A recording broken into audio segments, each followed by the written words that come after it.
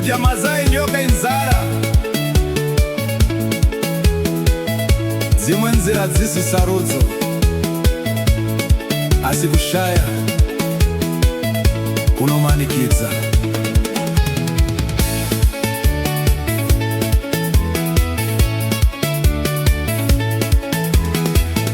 Ndakaona mwana achifamba ega neshungu dzakazara mumwoyo, vanhu vachiti ari kuzvitsvaga ega, asi havazive dambudziko rake. Akapinda mumigwagwa yerima, vachiti ndiye anosarudza izvi, asi chokwadi chakadzama ndeichi, kuti hapana imwe nzira yangasarudze. Usamanye kutonga upenyu hwemunhu usati waziva marwadzo ake. Kudya mazayi nyoka inzara, hazvirevi kuti ndinoada. Ndiri kungorwira kufema munyika isina hanya.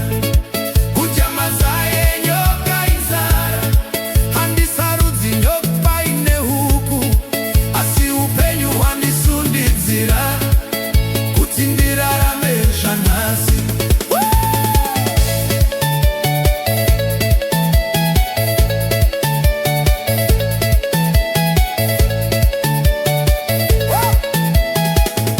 Vamwe vanoseka vachiratidza kushaya hanya vachiti ona zvake, asi dai vaiziva zvangu zvipingaidzo, vaichemawo neni paukama. Kana dumbu ravakurira, pfungwa dzinotanga kushanduka.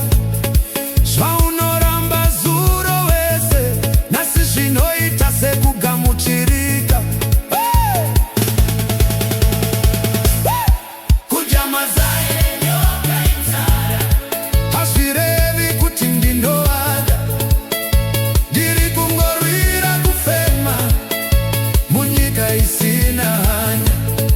Kudya mazayi nyoka inzara, handisi kusarudza nyoka pane huku, asi upenyu hwandisundidzira kuti ndirarame zvanhasi.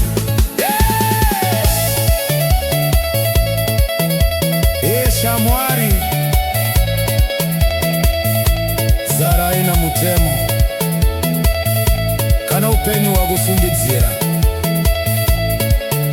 unoita zvausingadi.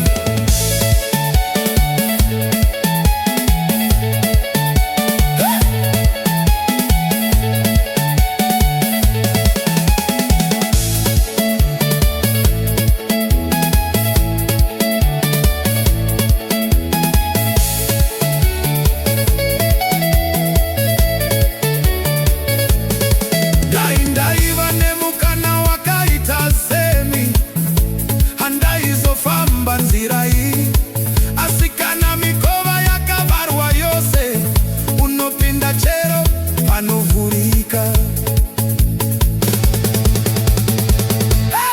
Kudya mazayi nyoka inzara, hazvirevi kuti ndinoada. Musatonga moyo wangu, ndiri kungotsvaga upenyu. Kudya mazayi nyoka inzara, handisi kusarudza izvi. Rangarirai zvamunazvo, vamwe vari kurwira zuva rimwe.